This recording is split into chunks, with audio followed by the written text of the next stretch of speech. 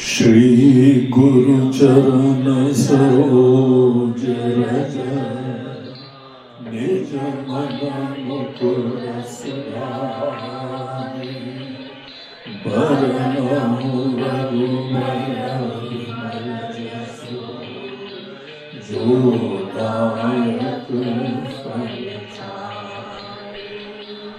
बुद्धिहीन तनु जानिके सुमिरो पवन कुमार बल बुद्धि विद्या देहु मोहि हरहु कलेश विकार।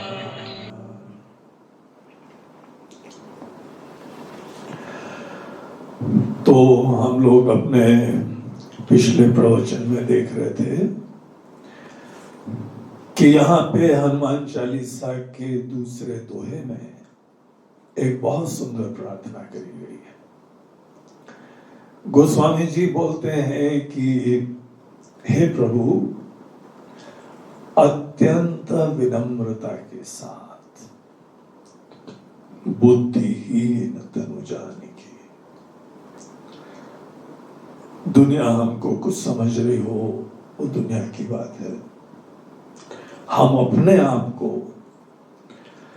कभी भी इस भ्रम और मोह में नहीं रहने देते हैं कि हमको बहुत कुछ पता है। जिसको नहीं पता है वही शिष्य होता है, वही शिक्षण योग्य होता है, वही कृपा का पात्र होता है। भगवान की कृपा बरस रही है, कृपा के सागर हैं, लेकिन सबको कृपा नहीं मिलती है, क्योंकि सब लोग उतने विनम्र नहीं होते हैं। जिसका कप खाली होता है उसी में चाय डाली जा सकती है। जिसका कप भरा हुआ है कैसे चाय डालेंगे, कैसे दूध डालेंगे, कैसे पानी डालेंगे। इसीलिए इसका रहस्य समझिए और इस दोहे की महिमा देखिए। बुद्धिहीन तनु जानिके। अगर आगे चलना है तो पीछे मुड़ मुड़ के मत देखो। आगे कितना जो है वह संभावनाएं हैं, चुनौतियां हैं, उसमें फोकस करो। अभिमान एक स्पीड ब्रेकर है, इसीलिए अपने आप को उससे फ्री करके एक्सपीरियंस करो। अभी तक जो जाना है वो पर्याप्त नहीं है, हमको बहुत कुछ जानना है। बुद्धिहीन तनु जानिके सुमिरो पवन कुमार। हे हनुमान जी, आप इस पथ के ऊपर चले हुए हैं, आप इस चीज में बड़े सिद्ध हैं। ज्ञानी नाम अग्रगण्यम। आपने परम ज्ञान दुनिया का प्राप्त कर लिया है, आपने राम जी को प्राप्त कर लिया है। इस जीवन के परम सत्य को आपने प्राप्त कर लिया है, इसीलिए हमारी आपसे ही प्रार्थना है। आप तो हमको जो है वह खाली स्लेट देखिए महाराज, और हमको आप आशीर्वाद दीजिए कि हम पहली चीज तो बल, बुद्धि और विद्या के धनी हो। किसी भी संस्कृति की उत्कृष्टता का यही लक्षण है, किसी भी शिक्षा पद्धति का यही लक्षण है कि वहां पे समस्त शिष्य लोग बल, बुद्धि और विद्या से युक्त हो। अनेकों शिक्षण संस्थानों का यही लोगो होना चाहिए। प्रत्येक भक्त और शिष्य का, जिज्ञासु का यही प्रार्थना होनी चाहिए। और अगर हम इन चीजों में जो है सक्षम होंगे तो ज्ञान के अधिकारी होंगे। अन्यथा कोई ज्ञान दे भी देगा, हमको समझ में नहीं आएगा, हम ग्रहण नहीं कर पाएंगे। बुद्धि नहीं है तो क्या ग्रहण कर पाएंगे? अपने गुरुदेव की, भगवान की अनेकों गहन वाणियों का, उस वाणी का कौन लाभ ले पाता है? समझ में नहीं आता।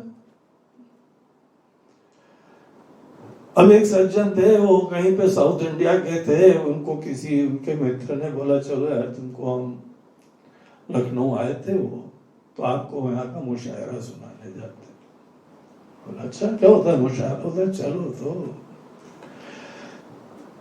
और उन्होंने बोला देखो वहां पे जो गजल वजल गाई जाती है, उर्दू की पोइट्री होती है, वहां में एक शिष्टाचार होता है, गजल में वाह वाह बोलना पड़ता है। बोला अच्छा ठीक है। तो वहां पे वो पहुंच गए और गजल चालू हुई, शेर व शायरी चालू हुई, और ये महाशय जिनको पता नहीं था, तो वो बीच बीच में चालू हुए वाह वाह वाह वाह। सब लोग देखा ये काय वाह वाह बोल रहा, अभी तो वाह वाह की कोई बात ही नहीं हुई। सब जहां चुप, सब गंभीरता सुन रहे, और पीछे से आवाज आई वाह वाह वाह। सब बोला यार ये कौन अनाड़ी आ गया? उनके मित्र ने चुप, ठीक है चुप है। फिर उसने बताया अब गजल सुनना, और जहां गजल का नाम लिया, गजल है तो वाह वाह, गजल है तो। कई लोगों की तारीफ में भी कोई तुक ही नहीं होता है। कोई आपकी वंदना करते हैं, कोई आपकी स्तुति करते हैं, बोले गुरुदेव आप तो बड़े ज्ञानी। एक सज्जन हमको बंबई में मिलते हैं, उनको जो भी बोलो yes guruji you are right. हमारी इच्छा होती है उनको जाके प्रणाम करें, बोला हाँ गुरुदेव आपके सर्टिफिकेट के लिए बहुत बहुत धन्यवाद। सोचो तो, जिसके चरणों में जाके बैठे सीखने के लिए, उनको बोल रहा है यस यू आर राइट। अच्छा तुमको पता है what is right what is wrong? How can you give me a certificate and a compliment this is right? और फिर ऐसे व्यक्ति को हमारी इच्छा होती है कि जिसको हमने राइट सिद्ध करा है ना, ऐसा तर्क दे दो कि दैट इज रॉन्ग, और उस आदमी को इतना शॉक लग जाता है, बोलते हैं yes that is also right. कोई मीनिंग ही नहीं है अनेकों लोगों की स्तुति का, निंदा का, पता ही नहीं है, अज्ञानी लोग हैं। इसीलिए उनकी चिंता नहीं करनी चाहिए, ज्यादा फूल मत समाओ जस्ट बिकॉज किसी ने थोड़ी तुम्हारी तारीफ कर दी, वाह वाह क्या समझदार है आप। तुम्हारी समझ की कसौटी रहे, अपने आप को जानो, अपने भगवान को जानो, जिस दुनिया में आए हैं उस दुनिया को जानो। यही सब नहीं जाना तो खाक हमारा ज्ञान है। तो भगवान हमको ऐसा बल प्राप्त हो कि हम इस विशेष बल, जैसे हम कल बोल रहे थे, आत्मबल, आत्मबल ही वास्तविक बल होता है। शारीरिक बल भी अच्छा होता है, हमको रोग वोग नहीं आते हैं, लेकिन केवल कसरत करते रहे, अकल रहे मोटी, तो उस कसरत से क्या मतलब है? बहुत ज्यादा पहलवानों को, भाई पहलवान लोग क्षमा करें, लेकिन हमने देखा, हमारा अनुभव है, वो बेचारा पूरा ध्यान जो है वो शरीर में, अपने ये मसल, अपने वो मसल, अपना ये वेट, अपना वो वेट, और हमारी शुगर भी ठीक है, कोलेस्ट्रॉल भी ठीक है। ये इतना जो है वो बड़े इशू बन गए हैं। उनसे बोलो अपना परिचय दे, Swami ji I am 5 feet 8 inches। अरे गधे, हम तुम्हारा परिचय पूछ रहे हैं, उसको अपने शरीर के अलावा पता ही नहीं कुछ। और ज्यादा परिचय पूछ लेते हैं, बोलते हैं 58 years। और ज्यादा परिचय पूछ लेते हो, नाम बता देता है। यार ना तुम्हारा कोई नाम से, तुम्हारा नाम जो है वो पप्पू के बजाय कुछ और हो जाता तो क्या फर्क पड़ता, तुम वही के वही हो।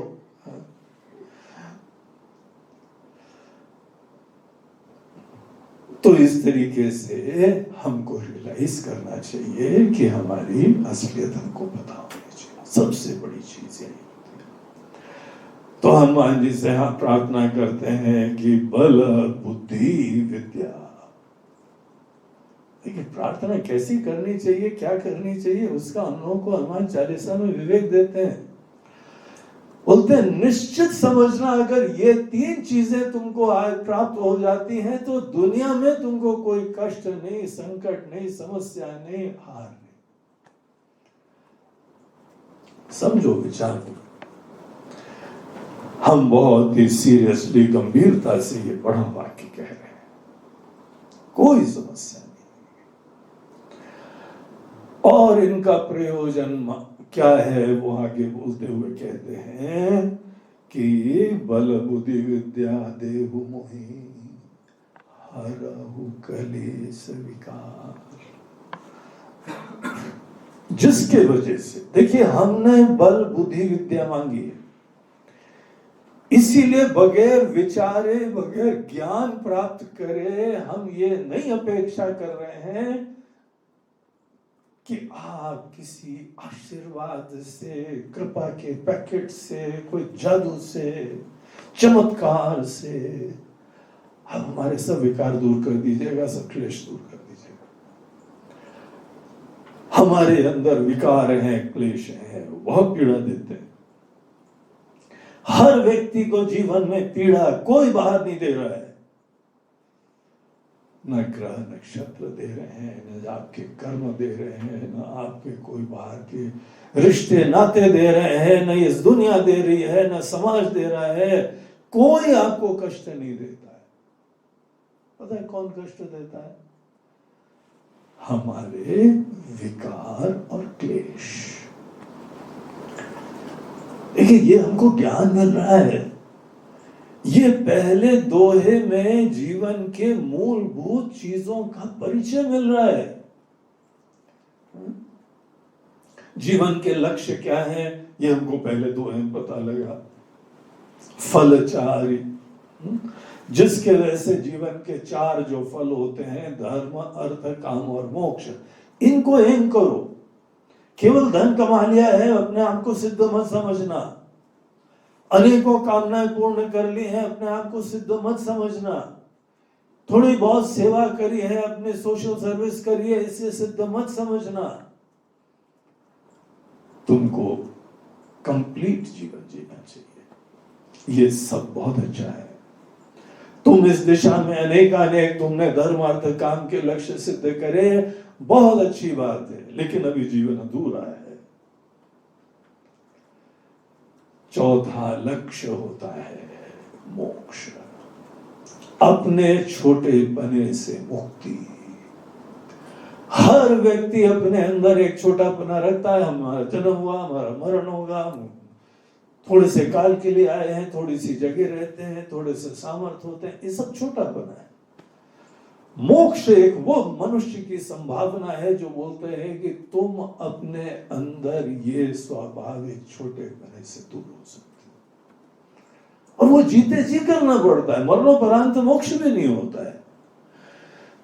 तो प्रारंभ के ये दो दोहों ने देखे पहले हमको बता दिया कि यह लक्ष्य जीवन के क्या होते हैं, और लक्ष्य की सिद्धि ईश्वर की कृपा से होती है, जहां पे हमारा पुरुषार्थ भी होता है और ईश्वर की कृपा होती है। केवल कृपा मत मांगते रहना, उससे नहीं काम बनेगा।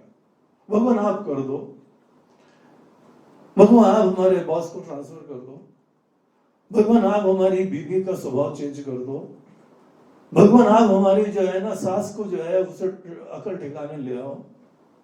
ये कोई बात है क्या? हमारा धंधा खराब चल रहा है, भगवान आप धंधा अच्छा कर दो। ये ना समझ लोग मानते हैं सब चीजें। हमको जो है ईश्वर की कृपा और अपना पुरुषार्थ का समन्वय करना पड़ता है।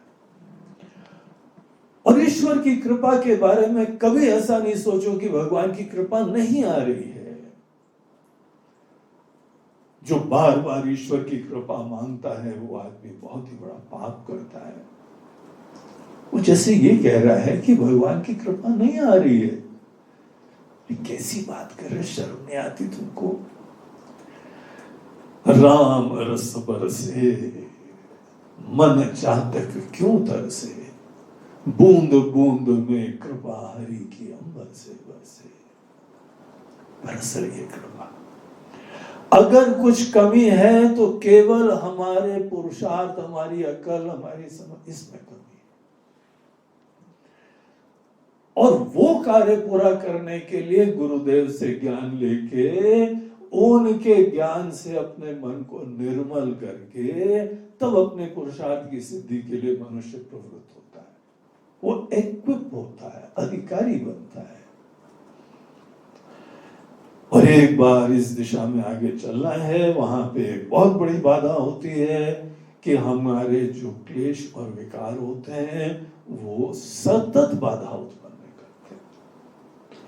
किसी मन के अंदर अगर विकार होते हैं, अनेकों क्लेश होते हैं, वो देश में रहे विदेश में रहे, घुटन उत्पन्न करते हैं, असुरक्षा उत्पन्न करते हैं, विकार उत्पन्न करते हैं। हम जहां चले जाते हैं हमको यही होता है कि तो हमारी किस्मत फूटी है क्या? बोलते हैं नहीं भैया, तुम्हारे अंदर एक रोग है, क्लेश और विकार, ये तुम्हारे अंदर है। हमारे अंदर क्लेश और विकार होते हैं, इसीलिए हमको ही बुद्धिमत्ता से अपने क्लेश विकार दूर करने होते हैं। क्योंकि हमको बुद्धिमत्ता से क्लेश और विकार दूर करने होते हैं, इसीलिए हम भगवान से देखिए क्या मांगते हैं, बल बुद्धि विद्या। बुद्धिमत्ता हो, विचारशीलता हो, बलवान हो, एक्सप्लोर करें, साहस करें, अननोन पथ पे चले, सदैव दुनिया की लीक पे चलना, उसी के हिसाब से चलना। इसमें जो है बड़ी सिक्योरिटी लगती है, लगता है कि हाँ सभी चल रहे हैं ना, वो सही चल रहे होंगे। आपको बताया जहां भीड़ चलती है वहां पे सब अंधविश्वासी होते हैं। इसीलिए दुनिया के हिसाब से चलने पर सदैव आप जीवन में अज्ञान के पथ पे चले। देखिए आपके ज्ञानी लोग, संत लोग किसके पथ पे चल रहे हैं?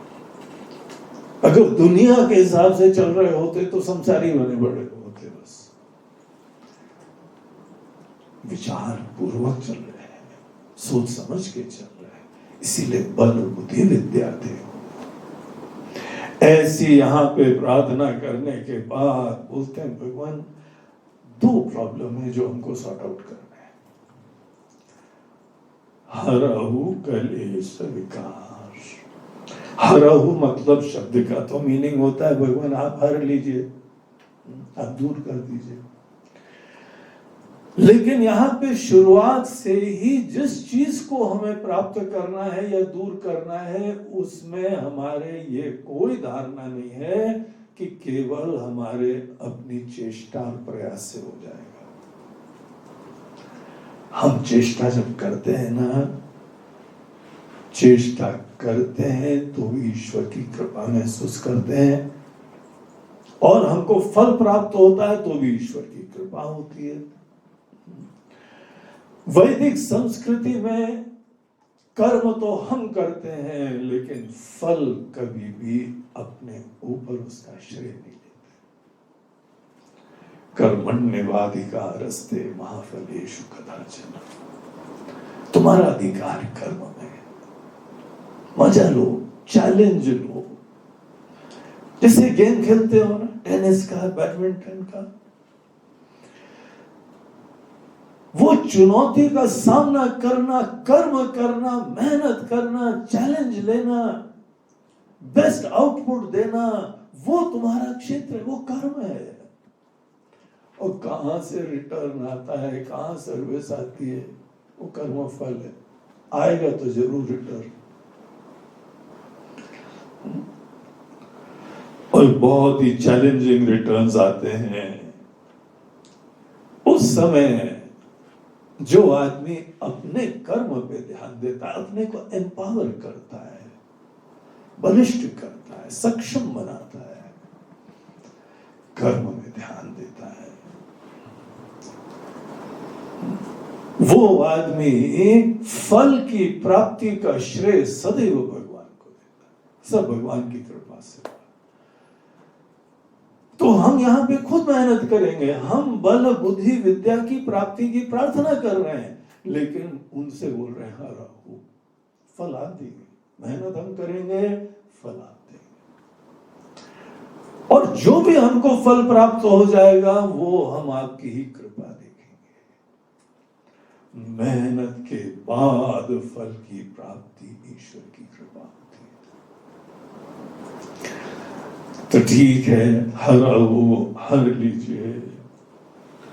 देखिए जो हम लोग बोलते हैं ना, हरे राम राम राम हरे हरे, हरे कृष्ण कृष्ण कृष्ण हरे हरे, इस पूरा बड़ा अद्भुत सा मंत्र है।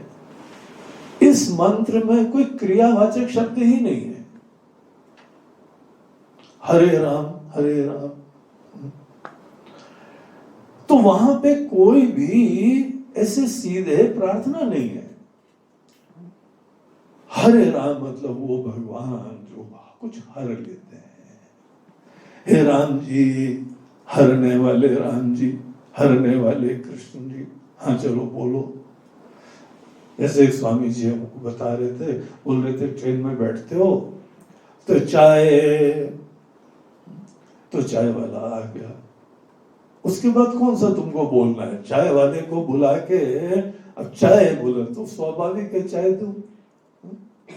हरे राम तो राम जी आ गए, कुछ नहीं बोलो, तुमने नाम में ही बोल दिया। आप तो हरने वाले हैं, इसीलिए आपका नाम हरि है।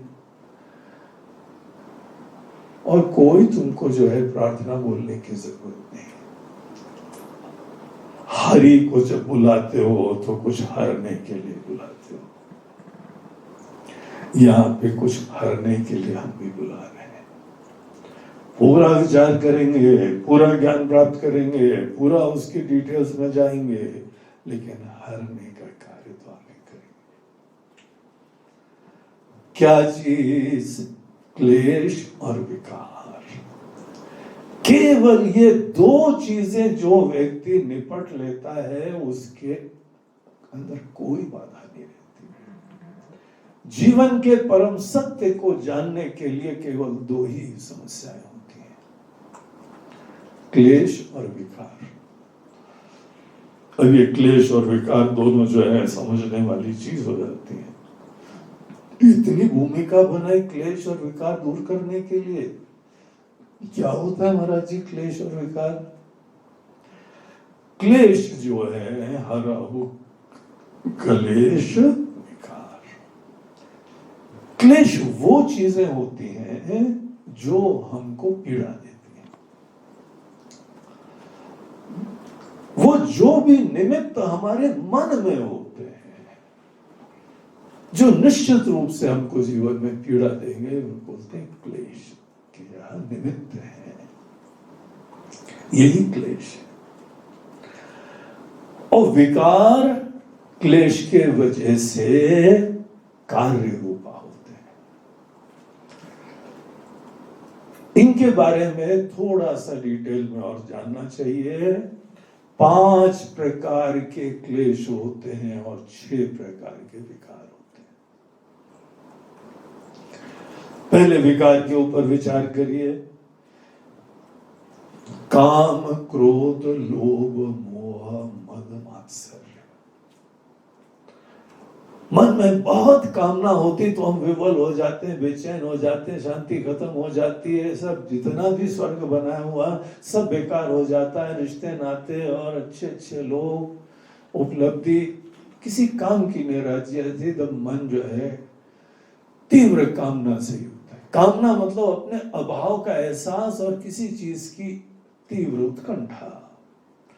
इस भावना से कि उसी से पूर्णता मिलेगी, उसी से खुशी मिलेगी। जब जब कामना उत्पन्न होती है तो हमारे मन में धारणा होती है कि हमारी खुशी अभी दूर है, फलानी चीज के ऊपर। कामना करने में प्रॉब्लम नहीं है, लेकिन कामना के अंदर ये जो इम्प्लीकेशन होता है ना, कि दीन हो जाते हो, पराधीन हो जाते हो, असंतुष्ट होते हो, वो सही तरीका नहीं होता है।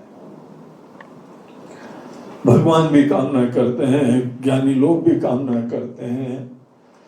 गीता के अंदर भगवान बोलते हैं कामना तुम्हारे लिए पीड़ादायक भी हो सकती है और कामना हमारी विभूति भी हो सकती है। सब कामनाएं पीड़ादायक नहीं होती हैं, लेकिन अज्ञानी लोगों की कामना तो विकारी ही होती है, पीड़ित ही करती है। काम, क्रोध, हमारी इच्छा की पूर्ति नहीं हुई तो अंदर जो जलते हैं ना, ज्वलनात्मक वृत्ति होती है, घुटन होती है, आक्रोश आता है, वो सबसे पहले हम ही को जलाता है ना। और कई बार कामना पूरी हो गई तो इतने में तो काम बना नहीं, और इसको तो लोभ। और कुछ जो है कामना हो जाती है तो उसमें एक नशा, उसमें एक हवा, उसका मद होता है। मद एक नशा होता है, इसीलिए जो है दारू को भी मद कहा जाता है, नशा होता है। तो सफलता का नशा होता है, सफलता की हवा होती है, उन्हें एक भयंकर विकार होता है। मात्सर्य, ईर्ष्या होती है। कोई हमसे आगे निकल गया, कोई और ज्यादा वही घूमे रह रहा है तो उसका सब बेकार हो जाता है। कहीं थोड़ा बहुत तुम घूम फिर के आ गए, गांव से शहर में आ गया, शहर में देखा और क्या वैभव है, तो होता है हमारा तो कोई जीवन ही नहीं है। और बड़े शहर वाले कहीं विदेश घूमने चले जाते हैं और विदेश घूमने के ऐसे चकाचौंध में आते हैं, हम तो बिल्कुल बन रहे हैं, जीवन क्या है, जब तक हमको वो नहीं होगा, ये नहीं होगा। ऐसा जीवन होना चाहिए। दूसरे का उत्कर्ष देख के अपने अंदर दीनता की अनुभूति, ये मात्सर्य होता है। तो ये सब विकार है, जबरदस्ती घुटते रहते हैं, अपने अंदर मरते रहते हैं। और क्लेश क्या होते हैं? 5 प्रकार के क्लेश होते हैं। अविद्या, अस्मिता, राग, द्वेष और अभिनिवेश। अविद्या सबसे बड़ा हमारे क्लेश तो है कि हमको ज्ञान है, पता ही नहीं है, मुझे मालूम न था। इतना बड़ा खजाना सामने है और हम वंचित हो रहे थे, बेवकूफ बन रहे थे, क्योंकि अज्ञान है। तो अज्ञान बहुत बड़ी समस्या होती है, सब चीजों से वंचित कर देता है। राम जी कण कण में विराजमान है, लेकिन हमको पता नहीं है। तो देखो, हम तो वंचित हो गए ना उससे। अविद्या, इसीलिए सब लोग अपने जीवन में खुद अपने बच्चों को भी अच्छी से अच्छा शिक्षा प्रदान करना चाहते हैं, समर्थ हो जाते हैं, सक्षम हो जाते हैं, विद्या से आदमी मुक्त हो जाता है। तो अविद्या रूपी एक क्लेश, नहीं जानने के बाद एक अपनी एक अस्मिता बनती है, आइडेंटिटी बनती है। अज्ञान के बाद जो अपनी आइडेंटिटी बनती है उसको अस्मिता बोलते हैं। यही हम हो गया। आप कौन है? तो फट से उन्होंने अपना कार्ड निकाला, ये हम। अब एक सज्जन हमारे साथ कहीं जाते थे, वो पता नहीं कहीं पे जो है वो किसी सेवा की संस्था से जुड़े हुए थे। हमारे साथ जाने का मतलब वेदांत का ज्ञान की प्राप्ति के लिए समर्पित, ज्ञान की उत्कंठा से युक्त, और उनकी ऐसी तीव्र अस्मिता थी कि हम फलाने जो है वह, हम फलाने क्लब के प्रेसिडेंट हैं महाराज जी, या क्या लेना देना, तुम प्रेसिडेंट हो, हम फौज के अफसर हैं, और धीमे छोटा सा लिखते हैं रिटायर्ड। तुम अफसर भी हो, तुम क्लब के प्रेसिडेंट भी हो, तुम बिजनेसमैन भी हो। तुमको पता है कि तुम्हारी ये सब अस्मिताएं तुमको बड़ा नहीं छोटा बना रही हैं।